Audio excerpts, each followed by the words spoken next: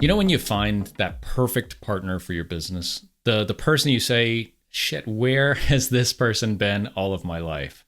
I found that a few years ago with Clearly Design and Francois, who has helped us design almost the entire Castos web application, mobile app, WordPress plugin, and marketing site.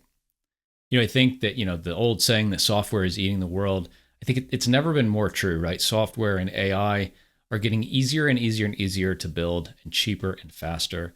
And so what's differentiating you from all of your competition is how much your customers love using your software. It's not good enough anymore to just have good software. People have to absolutely love it. And to do that, unless you're a designer, which I'm not, you need someone who gets this stuff and is able to take the stuff that's in your brain as a founder and put it into Figma and put it into specifications for your dev team to implement. And it's really been transformative for us to work with Francois and Clearly Design on Castos and really on every aspect of Castos, from branding to marketing to product and to promotion. I can't recommend it enough. He's a really great human being, a really great service, and Francois is running a special just for Rogue Startup listeners right now. If you go to clearly.design, you can get a discount off of his monthly design as a service subscription. Tell him that we sent you, and I hope that you enjoy. I know you won't be disappointed. Francois is absolutely amazing, and Clearly Design is our chosen partner for everything design, UX, and product at Castos. Hello, welcome back to Rogue Startups. I'm your host, Craig Hewitt. Today, I'm chatting with Nemanja Zivkovic, all about creating content on LinkedIn that converts into leads and deals and opportunities and revenue, dollars in your pocket. I think this is the crux of LinkedIn for a lot of us as B2B SaaS founders, especially kind of indie or bootstrapped. It's like, gosh, LinkedIn, it's great. But is this like a vanity metric or vanity effort for me? I'm not seeing deals. I'm not seeing opportunities. I don't want to grow a personal brand. I want a business. And if that's you, then today's conversation is a gold mine of really practical steps you can take in your companies and your employees' LinkedIn activities to drive more engagement that results in deals and opportunities and dollars in your bank account and in your MRR. Hope you enjoyed this conversation. I think one of the hesitations that a lot of B2B founders have about LinkedIn is like, why am I going to go grow a personal brand? Like, I want to grow my business. What do you say to people who come to you with that objection about being more active on LinkedIn? Yeah, there are a couple of things that people forget when it comes to LinkedIn. It's different than the other platforms, meaning LinkedIn is focused on people, right? On personal profiles instead of focusing on company profile. If you look at the mission of LinkedIn, it is to connect world's professionals and make them more productive and successful, right? So if you do that, you will be successful no matter if you are a company or a person. But having that in mind, what can companies do? One thing that I always say, like the company brand is like the umbrella, and people or the employees are those that are holding the umbrella together, right? If there are no people, there is no umbrella and it holds nothing. So from that perspective, it's important to have in mind, who are people in front of the company, but also like what does the company brand represent? What's the culture? Who are we targeting? And all those people. So there needs to be kind of a mixture between the two worlds. Okay, gotcha. Do you typically like to see, from a strategy perspective, like individuals within a company posting on their personal accounts? Do you like to see them reposting stuff from a company account? Like, what's the best kind of mechanical way to set that kind of umbrella metaphor up? Yeah, that's the straightforward no. People sharing the stuff from the company page, sure. Like maybe 3 to 5% of the executives who usually do that, usually they do it. Okay. They don't. Usually that small percentage are the people who actually give a value alongside with what they are resharing. right? They usually click the reshare and they go on. Besides that, they have a content which is, maybe once a quarter they say this is how we do, or they share PR articles published in, big publications. This is all what majority of the C-level executives are doing. What is a good strategy when it comes to the personal profiles, and if you don't have, for example, if you're just growing the company brand and you don't have that many resources to kind of build the company page as well while you're focusing on personal profiles, you can retweet the post from the personal profiles to the company page. So in reverse, that can work, because actually it gives kind of the overview of somebody who comes to the company page. Okay, there are multiple people in this company. They're actually having opinions, thoughts, they are sharing expertise. We can get to know them just by scrolling through the feed on company page. Yeah, gotcha. Okay. So we've kind of explored already some of the things that like don't work from an individual contributor, individual poster and account level. What do the really good kind of users on LinkedIn do different from most of the rest of us? Like when you see something great, like what does that look like? Yeah, when I see something great, I know that there's a narrative and the strategy behind it. And, a lot of companies don't have this like strategic narrative, or however do we call it, depending on a company. Usually strategic narrative is for the tech companies or those innovative, but there are different ways to frame the narrative. But they know exactly who they are, how are they different, and who are they targeting. Right. So from that perspective, they have a point of view which is unique, and they use it to differentiate when it comes to the content. Now, it can be different types of content, all depending, what works, what doesn't, but that's the starting point. And that's the thing that differentiates them from the others. So when we start with that, how do we actually know which content is the one that works? Right? Because on LinkedIn, it's totally different. The target audience is different. What do I mean by that? It's not just like our RCP, right? You cannot go to the search and type in whoever is the CEO of the, construction companies in Oklahoma, for example. Yeah. You cannot go and do that, because a lot of those people are maybe inactive on LinkedIn. They won't see the connection request. They won't see the message. So you need to go in a different way. Okay, that's one target audience. The other audience is, are there influencers or subject matter experts who are gathering those people who are from your target audience under their posts, right? And it means that, this is our second audience. So like the influencers of subject matter experts, because people won't become active just because of us, right? Yeah. They are already active. And if we engage with them and actually steal them from, let's call them influencers, then they will see, okay, our content resonates as well. It's also good. So they will react to it as well.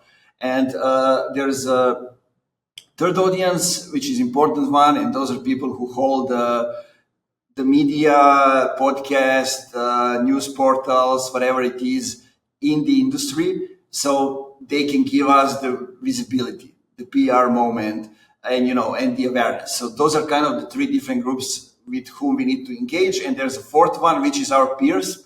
Those are people who will never buy from us, who will react to things, but they will refer us to the others. So when we have it like that, and we think from that perspective, then we say, okay, so how do we know which content is good? Right? So we cannot know that. A lot of companies make that mistake that they decide inside the company what's good content and what's not. Right? So that's not a good thing. We need to come up with content and see what resonates. So I usually call that content market fit. And it's basically, is this the right type of the content for this platform? So this audience resonates with it. And the practice show that it takes, now I will, demotivate people. It takes around a year to figure out, to find the right content market fit, but it can take a lot faster if, for example, we have that in mind, and we use time when we start posting to kind of test different types of content, right? It can be, videos, it can be decks, it can be PDF, it can be text, a lot of different stuff. Now, it all depends who we have in the team, right? And to go a little bit back before that, so we need to make sure that we have the right pillar contents before we come to LinkedIn. What does it mean? It means, for example, we can record a podcast like this one and get articles out of it, get short clips, get quotes, whatever it is. We get the content from for the company page. For example, you posting my part of the conversation and you use your part on your personal profiles, and you kind of merge those two things together. Yep. On the company page, basically you build the company page by building the personal brand of somebody who is your ICP, right? From that perspective. You can have a research, or you have different things. I'm mentioning this because mainly that's the reason why we are not persistent on LinkedIn. So we start and we don't have where to pull out content from. Yeah. This way, if we have the main content pillars, then we have the content. When we have the content, when we have before that the point of view and the narrative, and we know what we're talking about, then we see, okay, who are the people in front of the company that we can kind of involve in the strategy. Usually those are the people who are, we have the first tier, which are decision makers, managers, directors, team leaders, those kind of people who already are subject matter expert in their field, and they have unique opinions to share, right? So they use the narrative and they come up with it and they share it. Usually another layer are the sales and marketing leaders. And the one thing here to remember is that, those needs to be the people who understand before we come up with the strategy, why, what's the personal benefit of them becoming active on LinkedIn. Right? If they get that, they will be involved in the strategy. If not, it will be, my boss told me to do it. It will take from 2 weeks to 2 months, and I will stop. So that's one layer. Another layer are the people who will, post here and there, who will comment here and there, but they will amplify what's happening. Third layer are the people who you mentioned, who will share something from the company page from time to time, or we can make that. Improve that by, for example, giving them inside the company Slack or whatever channels that we are using. We can give them like, here are the 3 different versions of this that you can use. Maybe, add your own words and those kind of things. And, the fourth layer are the people who will just maybe add a comment, bravo, super, or whatever it is. Right. And there's the fifth layer, which are basically people who still aren't ready, but maybe eventually we'll get there. So we don't waste time on them. They need motivation, and they need somebody from the company to basically guide them. And that's the key to kind of success on LinkedIn as a company, having a leader, making an example, and also helping others get there, right? Sharing the frameworks, sharing what works, what didn't, giving the feedback, those kind of things. To give you an example, what I did with Funky Marketing at the start, okay, so it was easier because we were all marketers, right? In a way, people were writers, there were people doing research, but we were all marketers in one way or the other. So whenever somebody comes to the company, I have this set of 15 questions about them. Who am I? What do I want to achieve? What can I teach others? What can I influence? Who can I influence? Those kind of things. Like, which books did I read? Some kind of, common questions. And I give them those questions to answer. They give me the answers, and we together craft the first post out of those things, right? Because if somebody starting from the start, we want to, them to present themselves for who they are, not to start with some company, related stuff and those kind of things. And then I ask everybody from the team to give the feedback. And it goes in circles for everybody. And in 2 weeks, everybody, becomes a practitioner because they get the feedback before they post, and they know what works, what doesn't, why this hook works, why doesn't, those kind of things. And Yeah. And that's you do that just the one time, or you do that for every post for like a new employee? I do, when somebody comes to the company, we usually do it for like 2 weeks, Yeah. and it Okay. goes in circles. Usually in 2 weeks, they already have what it takes, right? Yeah. Yeah. And Yeah. the most important thing is that people talk about what they do, right? They Mm. don't talk about the things that they don't do. For example, what does it mean? It means like the CEO or the founder is talking about leadership, about investments, about the strategy.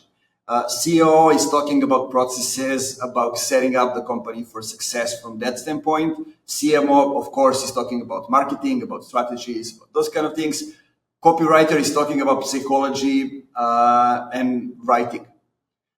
From that standpoint, that's it. But I mentioned writing because of one single thing, because text posts are the hardest one to write, Mm. because you don't have anything else to help you, right? With visual, you have the visual. So it Yeah. takes a little bit of attention and can make somebody look a post. A video, it's different. And having all that in mind now, when it comes to the LinkedIn, usually what we do in most cases, we say, okay, I can write, I'm okay with that. I can go with just text posts. Other one says, okay, I'm great with video. Perfect. The third one says, okay, I can go with visuals. And that works okay if we are all aligned together, right? Yeah. But on a personal level, LinkedIn says, okay, that's not how it works, right? I want you to have different types of content, Ah. right? Okay. I want you to have, for example, a combination that you can go with. Today, I'm writing a personal post with just text. Tomorrow, I'm on a holiday. I'm going to take a photo of it and say something else. Next time, I'm going to create like the animation with infographic that will give people in-depth knowledge. So it goes basically, it sounds natural, right? But we are, Yeah. creatures of habits, and we, see what works and we explore it until, we are bored with everything. And what is that? What is that good mix? I mean, we're recording this towards the end of June 2024. Like as of today, I know video more and more popular and important on the platform. There's like the whole video feed. Like, what's if you're kind of coaching a founder to say, okay, you're going to post every day, whether that's 5 or 7 days a week. What's a good mix? Yeah, a good mix is, first of all, let's start with video. You mentioned video. Video is, I would say, the crucial type of content for LinkedIn, even though reach is getting lower. But on video, we measure the views. So who viewed the video and how many people actually viewed the full video. I think that's 30% they count as a full video view. Why? Because in B2B, there is one thing that is important to know, and it is that we don't sell, we solve problems, and Mm. people accept others to solve their problems if they trust them, right? And trust is the most essential thing in B2B sales. And with video, we create trust. Let me give you an example. You probably know one of the guys that I go to when it comes to the account-based marketing on LinkedIn, Andrei Zinkiewicz. And he's somebody who's coming from Ukraine. And when he speaks English, he has this accent that he says like Z, right? Yeah. And he creates so much video content. He does webinar once a week, you get used to that. And when it comes to the expertise, it's top notch. So in time, you don't actually pay attention to the accent. You pay attention only to the expertise. So that's how you can actually, go over some of the things that are maybe your limitations when it comes to the content, to the sales, and those kind of things. Second one that works and always has worked very well is text, but you need to be great in creating the great hook, which means giving them in the first 3.5 lines everything, and then and causing emotions, which is like maybe rage or maybe sadness, not happiness, because people don't react when they are happy. And Right. then when they click Curiosity, the see desire, all more, those. yeah, they go further. So the most important CTA on LinkedIn in your about section and in post in is see more, because you want people to stay more on your post. Related to that, when it comes to the video and then mixture with text post, always have with video a huge chunk of text post, what is actually said in the video. Some people will read the videos with transcripts, some will read the post, but they will make them stay more on the post. Yeah. And if it's video under 3 minutes, then basically while you read the text, it goes in the loop and it gives signal to the LinkedIn that this guy is actually interested in that. Yeah. Okay, we have photos, which is always getting good no matter how big they are. What works actually very well, and I need to say that because I want a lot of people who are running the companies to hear this, are memes. They're actually doing really well, and they're a great way to explain complex things, especially if we go and talk about B2B, to explain complex things in a funny way. So we make people laugh, and we give them also the knowledge and explanation. Like Elena Verna is, I guess, the best example, maybe the number one go-to person when it comes to go-to-market, product-led sales and marketing. She has more than 100,000 followers and does mostly memes. Right? We're running some ads right now, and all of the creatives are memes.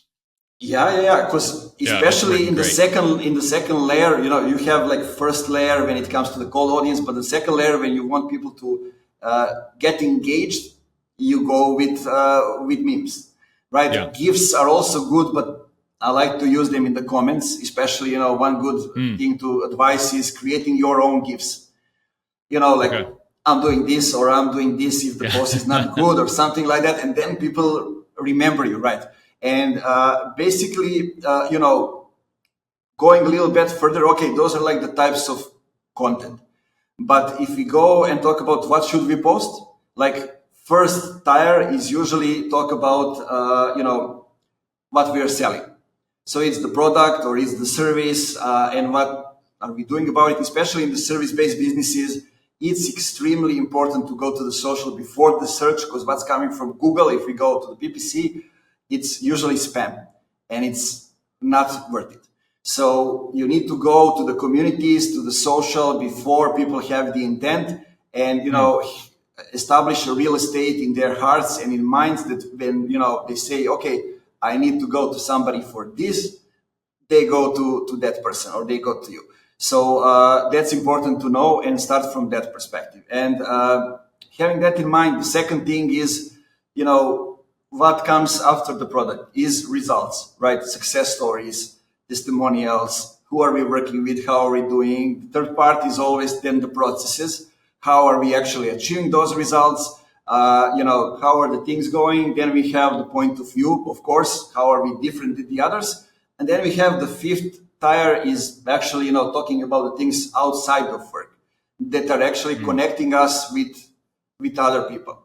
I'm lucky that I named the company Funky Marketing, so I can talk about funky music. Usually resonates very well. I'm riding a bicycle, hiking. So those things kind of connect people and actually get you to the closure before, talking only about business things.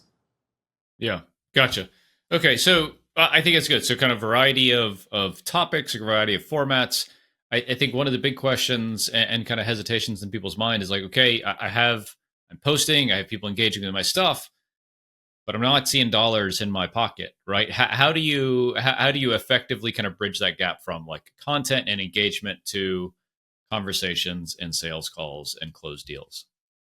Yeah, let's go. So we have the content. Content is a way back. So we have the optimized profile, which is actually a sales landing page, right? Yep. We need to have it optimized so when whoever comes to our profile does one thing that we want them to do, and it's not a big ask. It's like schedule a call or download this ebook or something like that. So when we have that, then the content is actually our tool to get people to the page, right? So we do that. We go with that. What I call like similar like the advertising.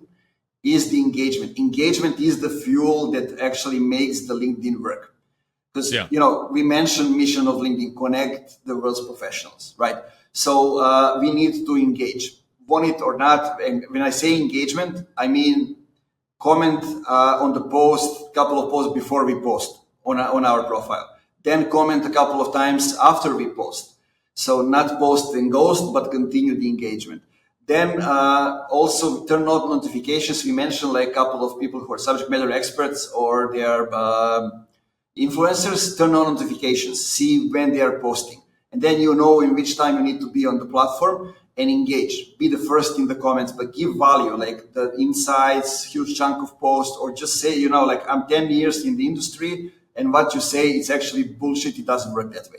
So that can also be a good comment. Then you see, if this gets traction, and then you go and add your post tagging all those people. So that's a second thing. The third thing is actually engaging in the DMs, in direct messages.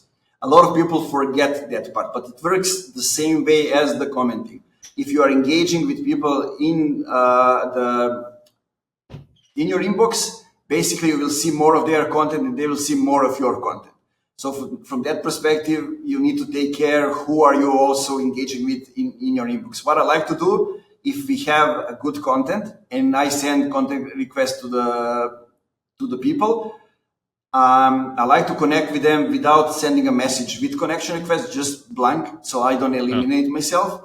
And then basically give them around 2 weeks without sending them a welcome message, engaging with them. Possibly they engage with me. And after 2 weeks, sometimes it can be a month, depending on how busy I am, and send welcome messages to all the people that I've connected with. And usually what I say, hey, just wanted to drop a line, say hi, in case I can help you, everything is on my profile. So I don't try to sell. I try to direct them to my profile. Like it took me 3.5 years to get that last part, but now I can share it to shorten the time for other people. So, and that's one way to get to it. Second thing to get, is to see who's reacting on our posts, who is engaging. And then when we post, who is coming to our profiles? Are those the right people? Right? Who is searching? When they search, what do they type? Are those the people from the right companies? So we always check those things. If they are the right people coming to our profiles, send them a message. That's the easiest way to go and connect it. Also, what I like to track to see if this is actually working, have a lot of people talk about it, self-reported attribution on a website, which is actually the form, and they say, how did you hear about us? And I like to add the second one, which is, why would you like to work with us? And basically it should be the blank field, not with, prepared answers like LinkedIn or podcast or offline events, whatever it is. And you will get the last thing that's on a person's mind. Yeah. So they will say, I get answers like Nemanja jobs out of Pate on LinkedIn, for example. So, or I was writing about specific things, go to market for the what was the industry? Let's say constructions, doesn't matter. But somebody scheduled the call and says, I like your hypothesis about go to market for the construction industry, and I would like to taste it. It's totally different than what I'm seeing from anybody in the industry doing. Right? So it can get specific. Other thing we mentioned, peers and recommendations. You will get recommendations from other people. Like I get recommendations from Peopleaya, I get recommendations from Refine Labs, for example, from different people. I get recommendations for some companies and people that I don't even know who they are. We are not connections. So they say from our consultant recommended you. I don't know the company, I don't know the consultant, right? Yeah. But he knows me. So I think that's probably how we got connected. Possibly, yeah. Sorry, just to go back a bit to kind of all the activities. So kind of seeing who's interacted with your stuff and sending those connection requests and sending welcome messages to people who accepted those connections. Is all of that manual? Are you automating any of that? And if it's manual, like how much time does that take? Yeah, that's a good question. So here's how I usually operate and how the companies can operate. Let's go for myself. So I'm Okay. somebody who does a lot of stuff and has a lot of things to say. And I'm writing every day from 2017. So for me, it's easy. I come down and I write things. And I usually have a lot more than 3 posts per day to share, but I'm kind of restricting myself to maybe two. Right. Yeah. So from that standpoint, I have a lot of to share, and it doesn't take much time. Sometimes I schedule posts. Sometimes I don't. If I go on a vacation, I schedule posts because Yeah. if you don't post anything, you go back to square one.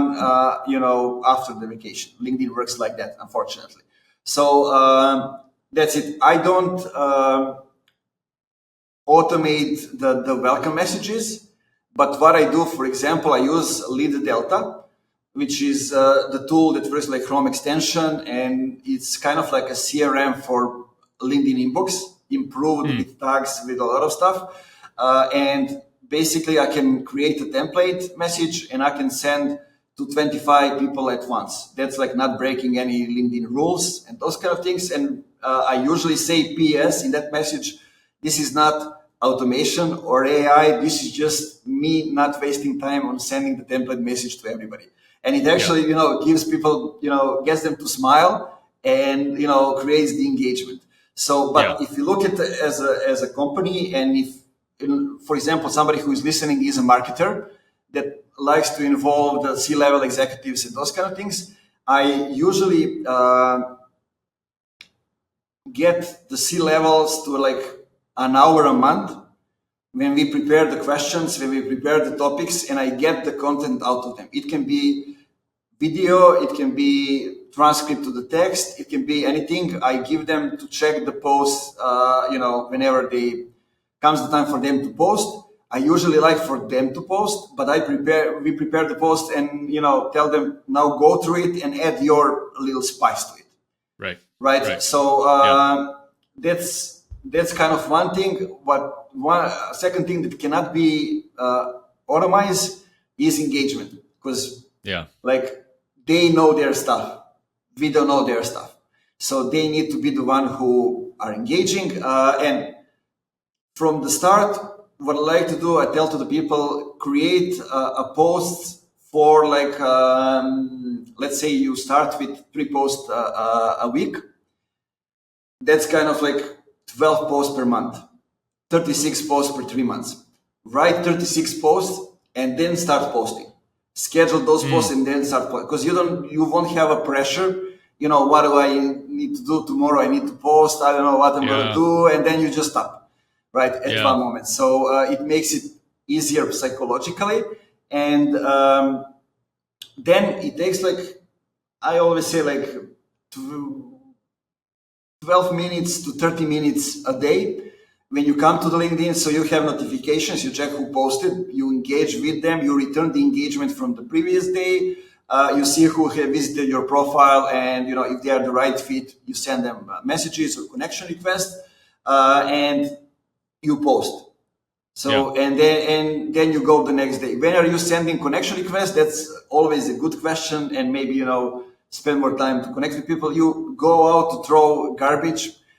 You go out to walk a dog. You lay down on the couch between the sessions to kind of release your back. Those are the times when you can send messages. An Okay. important thing, I don't know if you know this as well. I think it's important to say for the people to know is. Try to look at LinkedIn from the mobile and from the laptop or desktop, because what you will see is totally different. And if you add some people on mobile, you won't see them on desktop, and reverse. Sometimes I forget that that some people are there. I think that they are not posting, but then I go Yeah. through my laptop and then I see them. Interesting. Interesting. No, it's good to hear about like the automation and stuff. I've looked at using tools like Expandy or Dripify, which kind of automates a lot of this kind of connection requests and welcome messages and stuff like that. I'm using one currently, and I largely like it, but it only does about a third of what you're talking about. Like it doesn't kind of solve the whole One the other whole tool thing. that I kind of just like that it gets me started. Yeah, that's cool. You need something to get you started. Authored Up is another tool, like Authored and an app. It's both tools are kind of like the people from Serbia that are building them, which is Right. interesting. And there are more tools for like LinkedIn automation, for LinkedIn outreach that are building from people from here. But Authored Up, basically, when you click to post on LinkedIn, it opens up. It's kind of improved version of that, and you can track. You can find there and download all the saved posts. You can search the saved posts. You can search your own posts. You can find the stats and analysis from the previous years. Basically, sort of like Shield, but better because it gives you more option. And I know that they are preparing some stuff related to the AI, like AI helping you create the better headline, the better about section, those kind of things. You can see, for example, like if you have that many characters in the post, you have like yellow, green, or red light. If you need to shorten the post or go, because they analyze the algorithm and then gives you the best suggestions. You have templates for the hooks, for the CTA, so it's really useful. Yeah. That's authored Authored Up. Authored Up. Okay. Yeah. Cool. We'll include a link in the show notes for sure. Cool. Okay, and then like DM strategy, right? So we've posted, we've got the company behind us. We're all posting. We have good kind of synergy and strategy there. We're engaging with folks. We're getting in the DMs. Your initial messages like, "Hey, great to connect." Referring them to your profile, and then if folks start engaging with you from there, do you try to like send them to a call? Or are you like trying to close deals in the DMs? Like, what is your kind of current strategy? Usually all of them, if it's the right fit, they respond, and you get also the feedback for the content, because some people are not active, right? Usually those who will convert are those people who never liked or commented on your post. Usually those are the sleepers. Somebody called them the voyeurs, but they are the ones who convert. And you see right away if somebody is willing to engage more or no from that message, right? Somebody says, "I'm not interested," right? But I say, "But I'm not selling," and they say, "Oh, really? That's actually true," so they start being active. But I move them, because in that welcome message, I need to have something that kind of moves them.